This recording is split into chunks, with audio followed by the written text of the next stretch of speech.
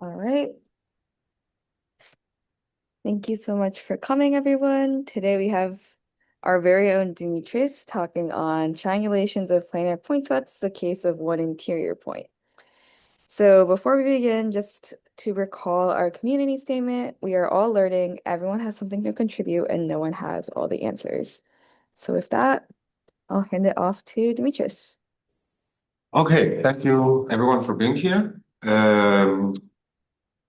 I will I will tell you about some current research we are doing with a master student at the TU Berlin.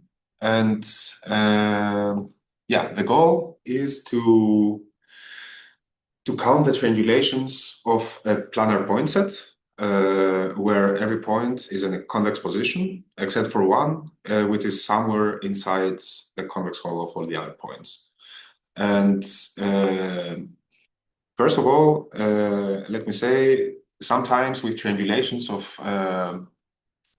point clouds, we can exclude points. So if we exclude this middle point, it would be a valid triangulation. We could find valid triangulations only including the points around. But since that's an easier problem, we really want to let this point participate and count all the triangulations that really involve this point.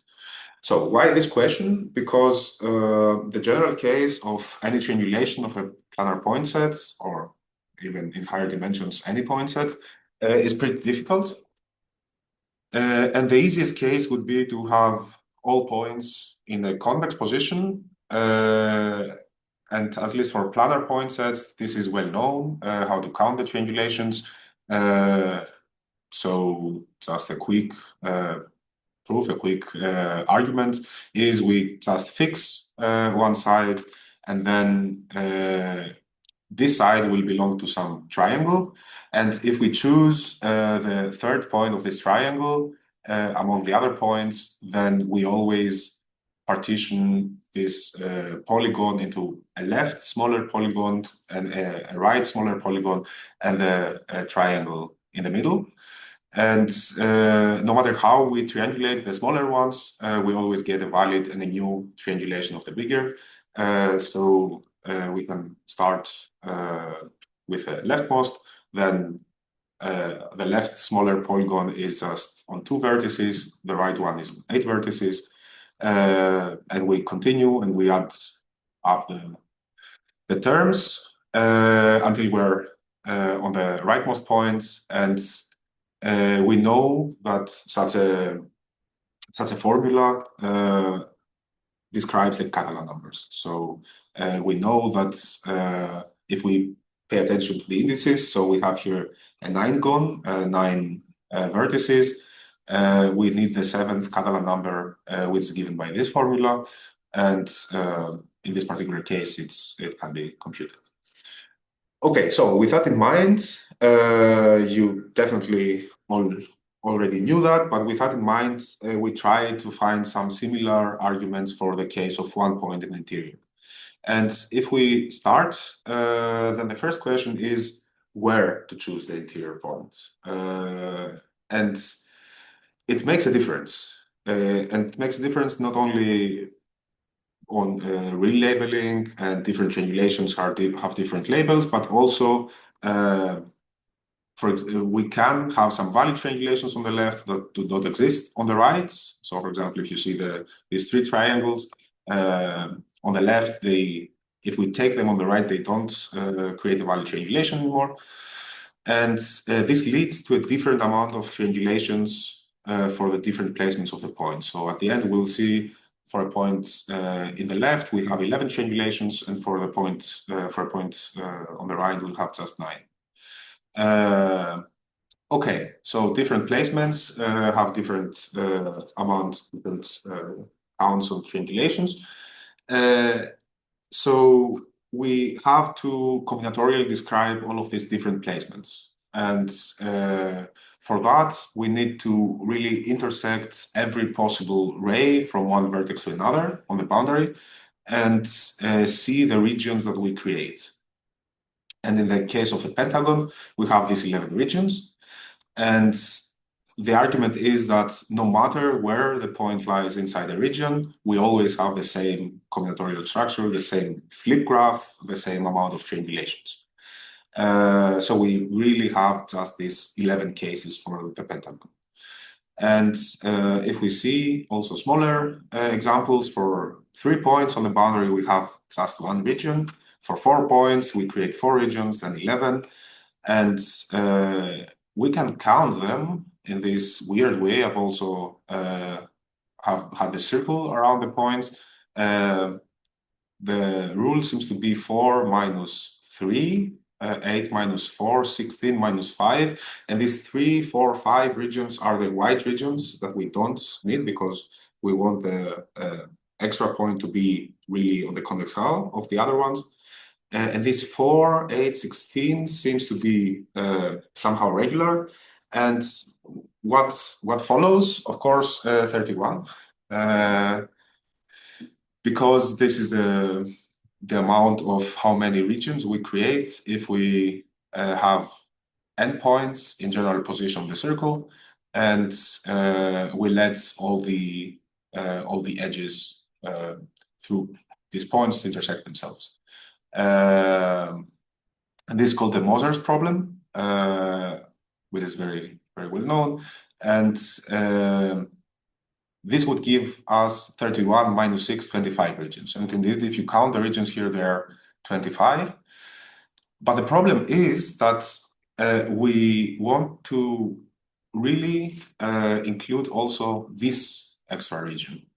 Because if we are talking about a point inside a polygon, we don't prescribe an embedding of the points around. So we really want to account for every possible embedding of the points around, and up from the 6 points and up, we have to make some choices of the points that are on the circle, that form the convex hull.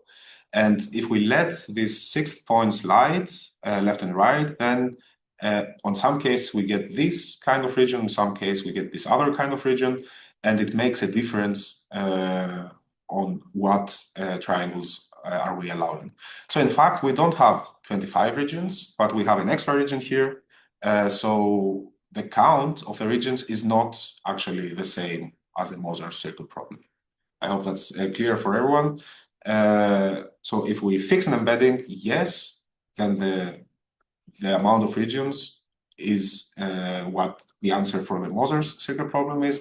But if we don't fix an embedding, the amount of possible combinatorially different regions are more from the hexagon and up. Okay, if there's a question, by the way, you can, I try to keep track of the chat as well, but you can just anytime interrupt me because I want for this to be clear. I do have a question. Okay, good. Good. Yeah. So, are you assuming the interior point can't lie on one of those lines, segments connecting vertices? That's a good question because we haven't studied this yet. So we don't want for the point to lie exactly on an edge. That would form another case we have to investigate. Yeah, it's on the to-do list. John? Oh yeah. So for these two different embeddings, is the reason that we're not treating them this like we're thinking of these regions as different because like in each one there's some interior point where you'd have a triangulation for one but not the other. Is that the way I should be thinking about this?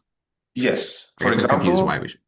This region here, if we put a point here, then the same triangles that contain this point, so for example 3, 5, 6, they are exactly the same as the triangles that contain a point here.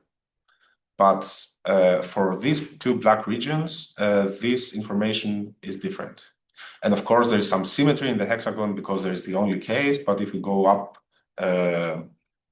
if we have more points, then we really need to count all these different regions.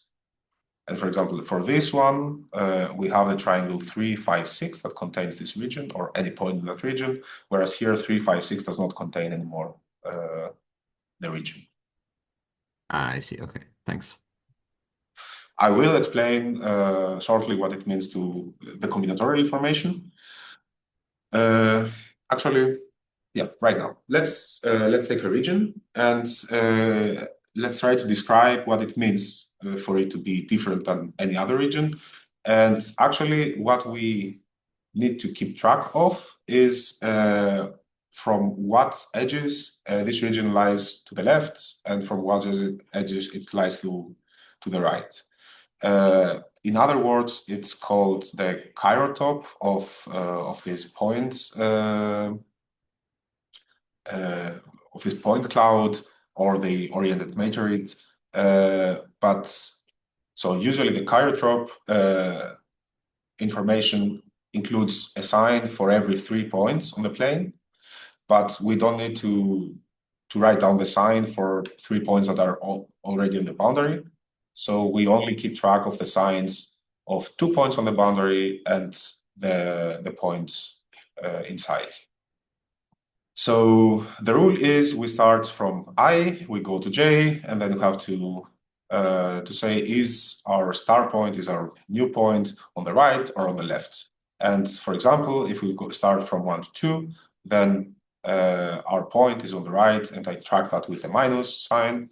And if we continue from 1 to 3, it's still on the right, the region, the whole region, but also any point inside that region. So also a minus, but here we have a difference. We jump over the region, so we change sign. And then the sign remains a plus until we have finished, so 1, 6. So if we start with 2 now, we don't need to investigate 2, 1, because we already investigate 1, 2, and 2, 1 is going to have the flipped sign. So we start with 2, 3. Also, 2, 2 does make sense. In general, this main diagonal here won't get any useful sign. So we start with 2, 3. And the point lies again on the right, so we have a minus, and we continue with a minus. And you see, I have here some red signs, and these are the obvious ones. So both 1, 2 and 2, 3 are edges on the boundary, and we know from definition our point in the interior is inside of the boundary, so these have to always be minuses. And this 1, 6 is also an edge on the boundary, and 1, 6 should also always have a plus sign, so this upper right corner.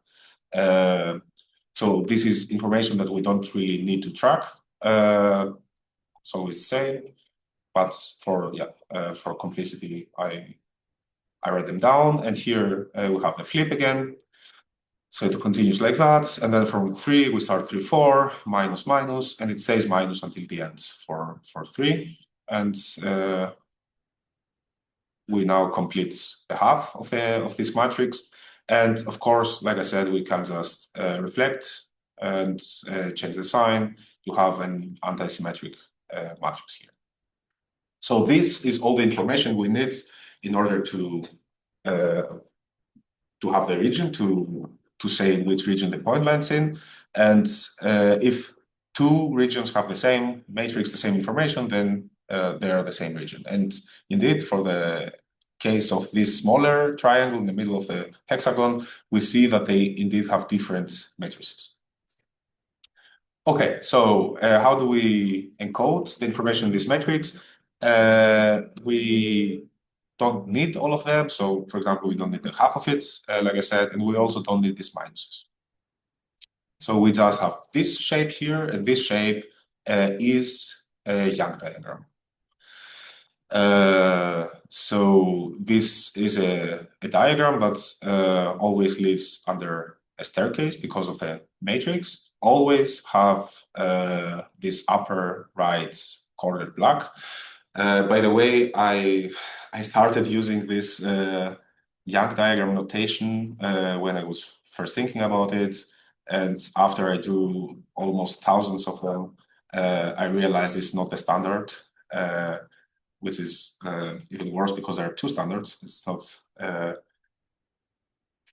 neither of both. So there is a new way to describe Young diagrams. I hope it's okay.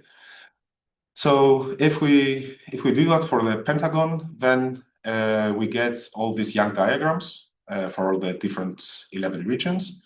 And you already see some symmetry. So if we cross an edge, then we get some extra square on the left or on the right.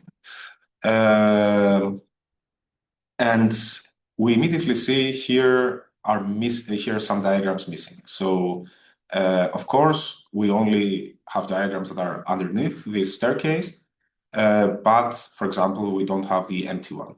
And there's a very good reason for that, because we always want the upper right corner to be filled. But there are also two other ones missing, namely these two. And we proved that for a diagram to be valid, to describe a valid region, it should satisfy that the first row, so the first partition, together with plus the amount of rows, together with number of partitions, it should be no more than n. And in fact, this is there is a map between the different regions combinatorially and this kind of Young diagrams. And yeah, like I said, we proved that the Young diagrams that we get should always satisfy this kind of inequalities. And the proof and the way to see that, it all has to do with the geometry. And actually there is just one central argument, that if a point is on the left side, so here of I and j, then it should be on the left side of ik and kj. That's everything we need. And for different cases, if I is 1 or not, then we get all the different inequalities here. Okay, so we create this map. And then we thought about, okay, we have 11 different regions here for the pentagon, but not all of them really give us different amount of triangulations, because if we start on this region, it will be exactly the same behavior as if we started in this region or in that region. So there's a rotational symmetry around the pentagon, which we want to capture with our Young diagrams. And it can be done through a relabeling. So if we map 1 to 5 and 5 to 4 and so on, then we do a rotation. And this is exactly the same as if we take this first column of the matrix, we pack it on the end, and the first row, and again put it on the end, like this, and then slide the matrix. So you see from this Young diagram with just one box, we get this 3-box Young diagram, which exactly describes this region. And then if we start with this matrix and we do the same, we copy the last column and the first row, the first column to be the last and the first row to be the last, and move the brackets, then we get the next shape here. We can continue do that until we get back to the start. So there is an action of the cyclic group on these regions. And in fact, for the pentagon, we only have these 3 different cases. We either are near the boundary, or in these triangles here, or dead on the center. And this sliding, if we put the matrices next to each other, these Young diagrams next to each other, then we create some kind of stripe here, which you should keep in mind, it continues indefinitely. So the first row here is the last row, but then we can continue and have this infinite kind of stripes. And for the pentagon, there are just these 3 stripes. And we tried for a way to encode this information, the stripes, and we can just see with what moves we separate the white area from the darker area. So for this, for example, we get down, right, down, down, down, right, down, right, right, right, and then we continue cyclically. And for the three different stripes, we get the three different cyclical down right movements. And since they are cyclical, we can encode them by some cyclic shapes. So we define these bracelets, which have two color bits, one color for down, one color for right, and they have always two n bits because we always go down n times and right another n times. And these are the three different bracelets that we get. And 5 times means this corresponds to 5 different regions. This corresponds to also 5, and this corresponds just to the one central. And you see this, the central one has more symmetry than the other two. And we'll talk about how to interpret the rotation here as well, which is almost clear, if not totally clear. Okay, so these bracelets have always two colors, 2 bits. I draw them rooted. So the root for me is always the top one black bead, and they are always anti-symmetric. If you see them, these three, for example, and we prove that's always the case.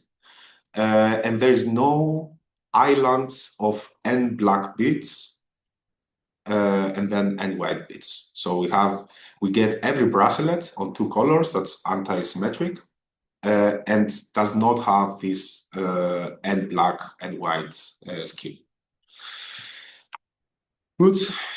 So, like I said, we proved if we start with the Young tableau that has these properties like before, then we can always, through these infinite stripes, create a bracelet, a rooted bracelet that starts with black. It has 2n beads. It's anti-symmetric. It has no island of size n. And the proof is actually here again, just a sketch through the shape. These movements, these right down movements, are done in this matrix, and that's immediate. Then, if you see this picture, it's immediate. We go n times to the right and n times below. So it's indeed 2n beaded and n colors of n bits of every color. Also, it's clear we cannot at any point have n movements to the right or n movements down because we would cross this forbidden diagonal. And it's also clear that's anti-symmetric because the whole matrix is anti-symmetric, and if you follow the movements, then you will see if I have a right movement here, then I have to have a down movement here, which is exactly n places afterwards. Okay, so that's more or less the proof, and the last step actually to prove that these are not just maps, this map from the regions to the bracelets is invertible, so we just are counting the same amount of things, is to recover the region if we start with a bracelet.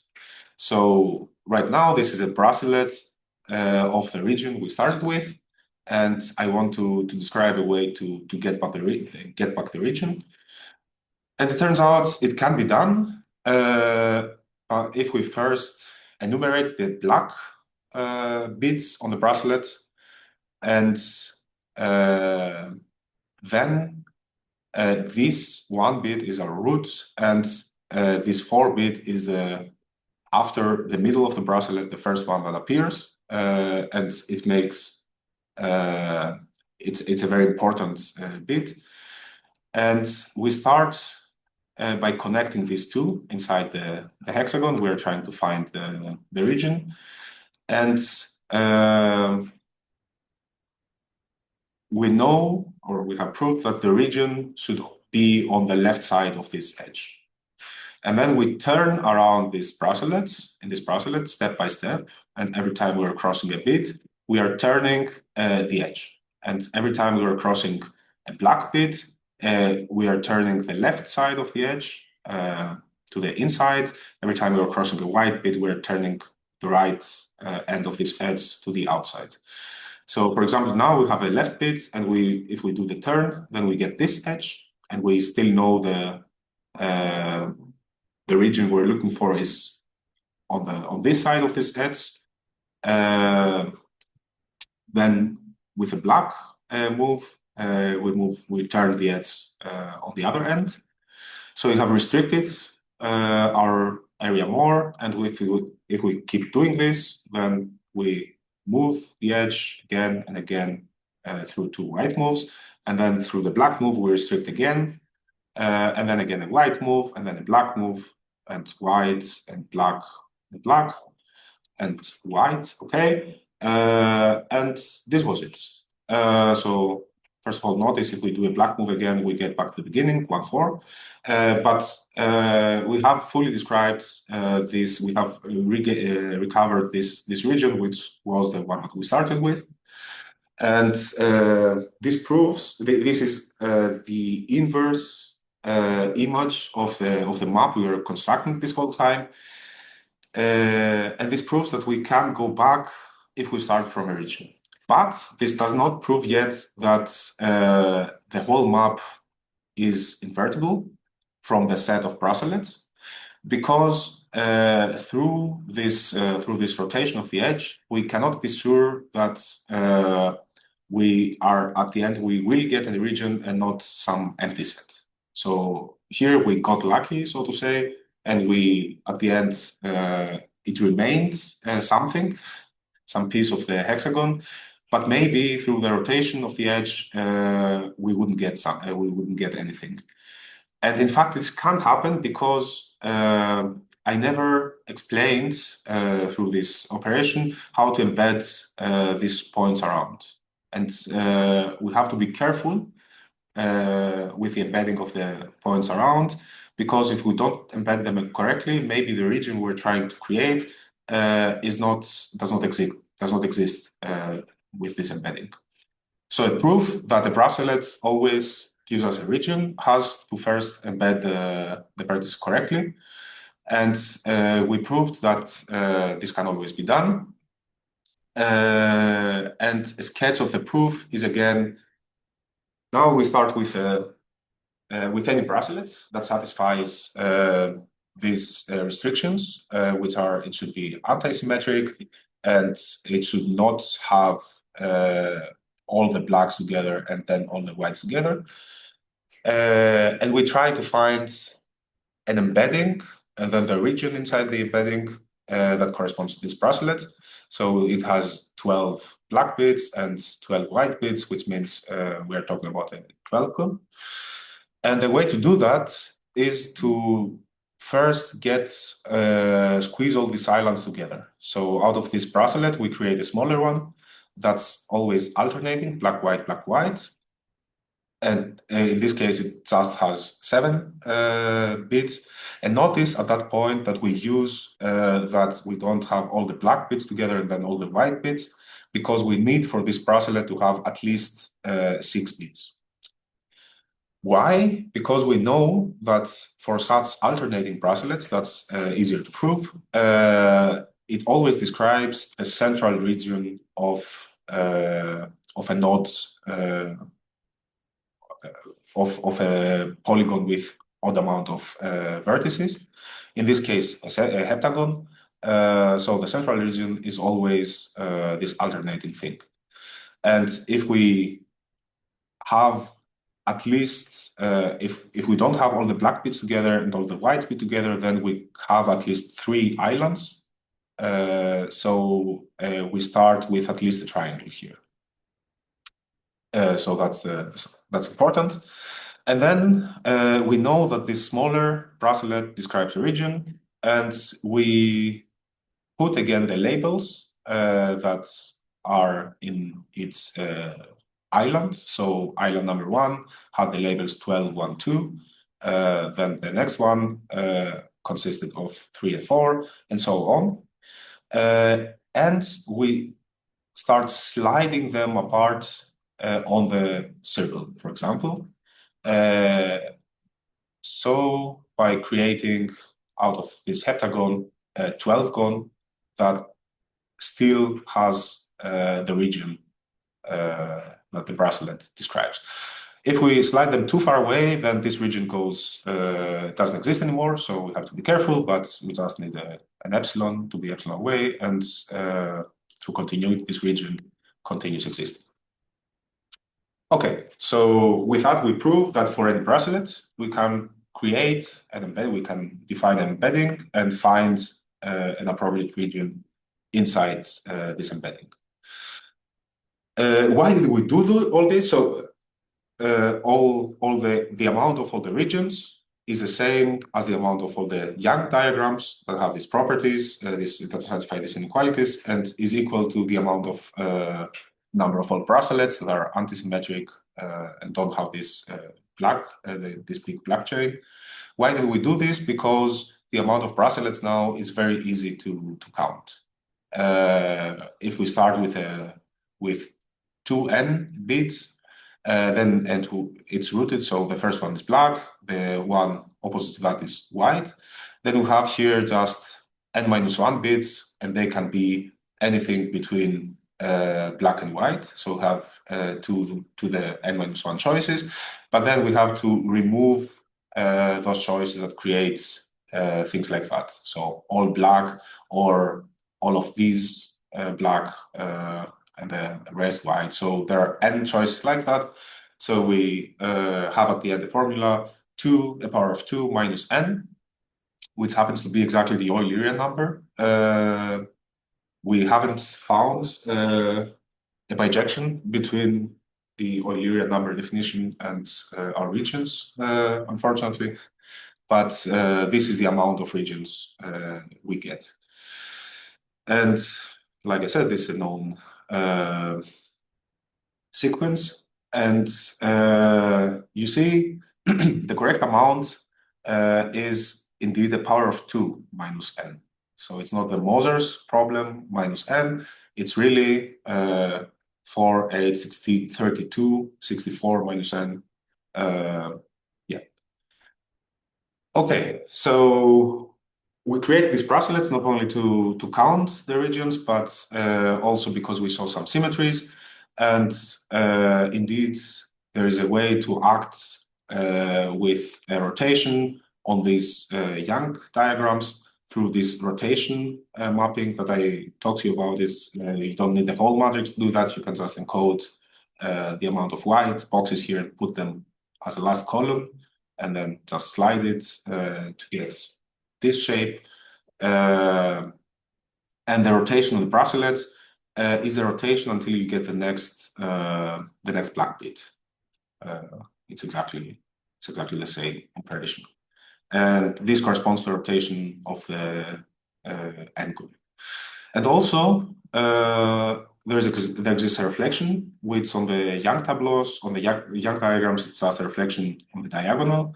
And it's a bit more difficult to describe it here. So you have to start here on the pivot, and you have to find the last white bit on this right side, and then reflect the bracelet along the central line. And then also change the color. So for example, here, these 2 white bits become these 2 black bits, and this is a reflection of the bracelet. And of course, if we are not interested about the pivot, then the reflection just means we are allowed to lift the bracelet and put it back on the table the other way around. So there's a way to count these bracelets, and it's well known. And if we only allow the rotational action, we'll get this amount of bracelets. And if we also allow the flipping, then we have an extra term here. These are well-known sequences. And in our case, we always have to remove one because the bracelets also may contain a valid antisymmetric bracelet also has all the black bits and then all the white bits. And for us, this is not a valid construction. So we always have to subtract one from these formulas, but it's known the amount of different bracelets. So the amount of different regions. Okay, so we have completely enumerated the bracelets and the regions. Is there any question that far? Because I promised you triangulations and we haven't spoken about triangulations yet. Okay, so triangulations. So what happens now? We have seen all the different regions. And what happens if we want to construct all the triangulations? We start with a region.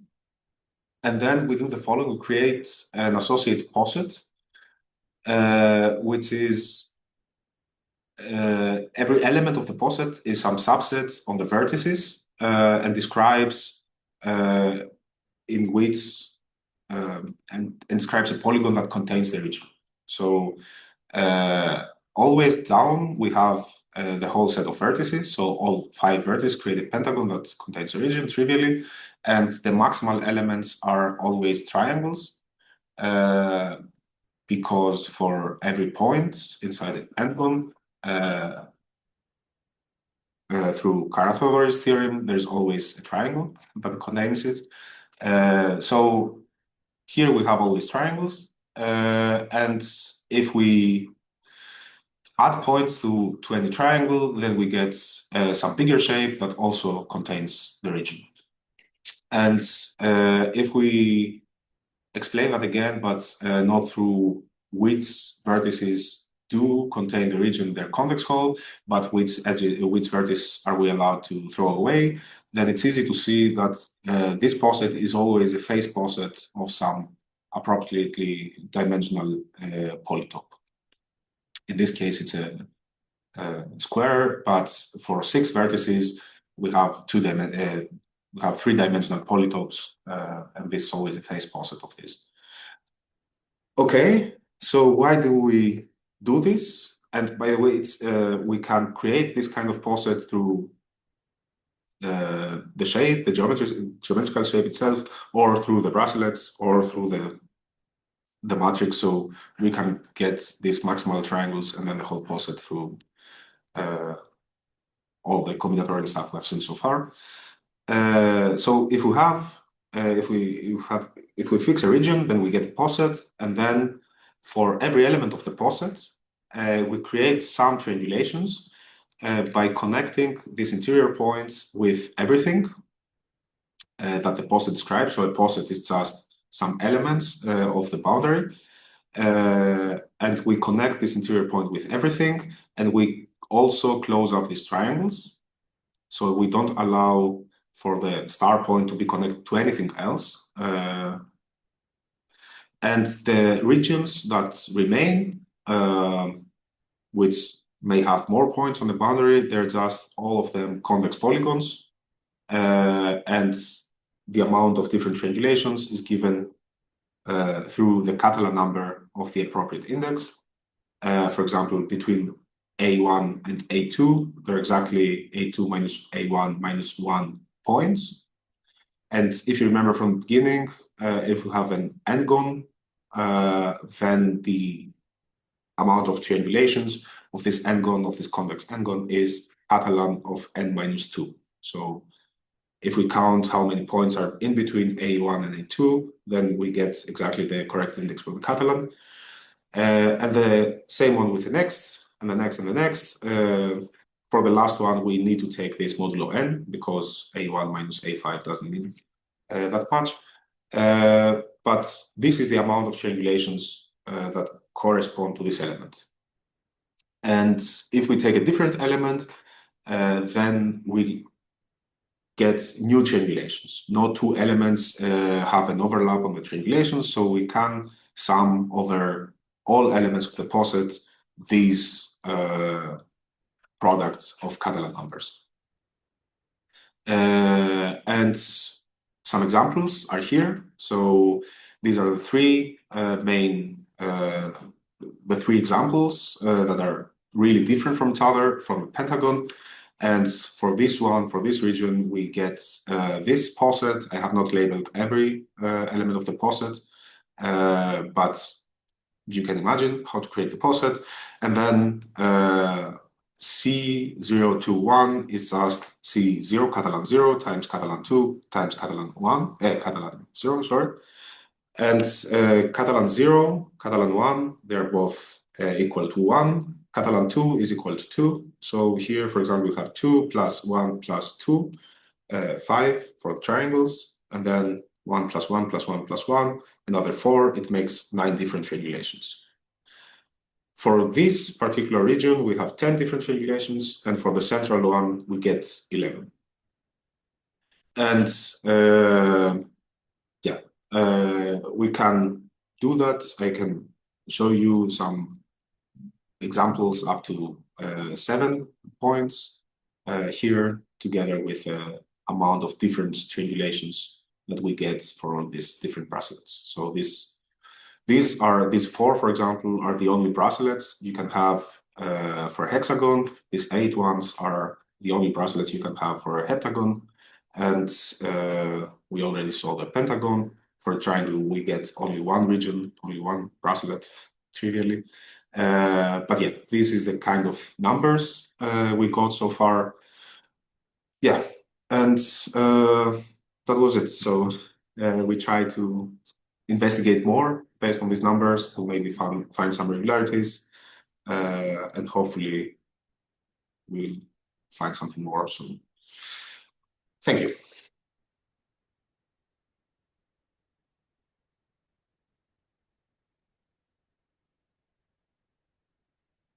So, are there any questions?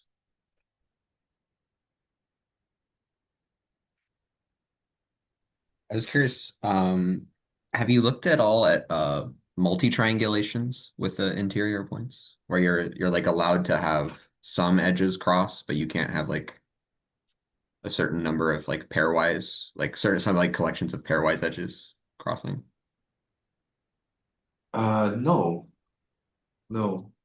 Okay, because I think there's like a nice formula for those as well in like the no interior points case. So I'd be curious if there's like a Okay, that's interesting. So how did you call it? Multi-triangulations? Yeah. Okay. Thank you. We'll do that.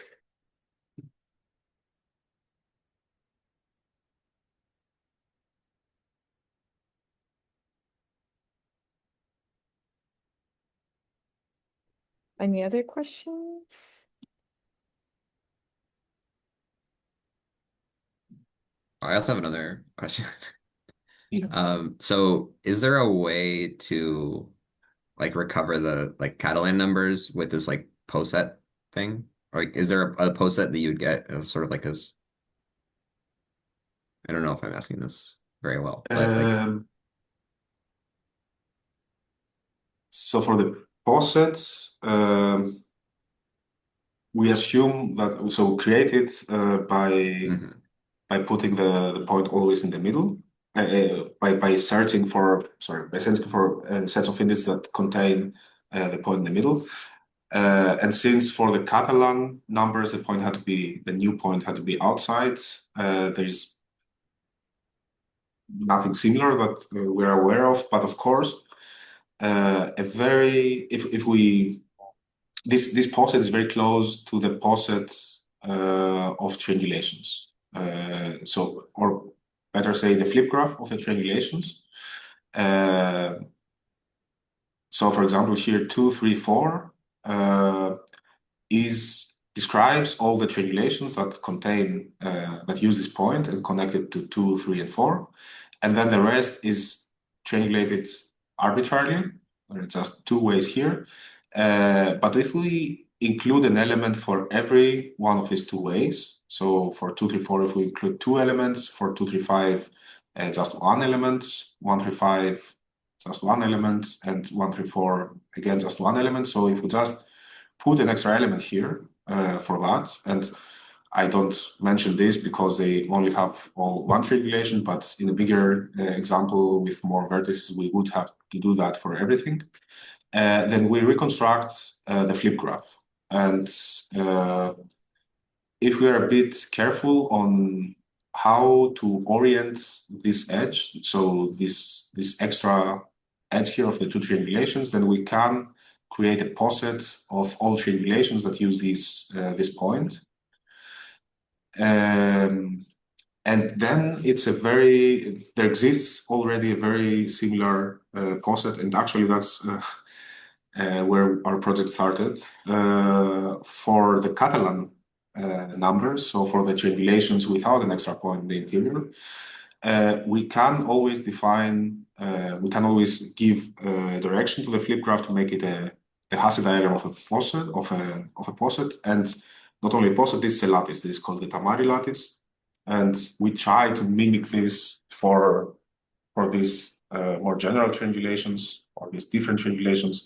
And our ultimate goal is to find some construction like that. So a Tamari-like poset for all the triangulations with some nice properties that Tamari lattice has. It's a quotient of a bigger, of the Bruhat order, actually. So we're looking for a similar poset as the Bruhat order. So the answer is yes. There exists a poset for the Catalan construction, which inspired us to do all of this.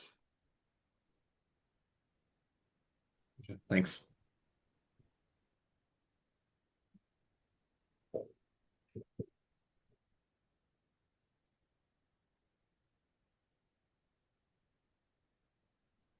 If we don't have any other questions, we can thank Dimitris again and stop the recording.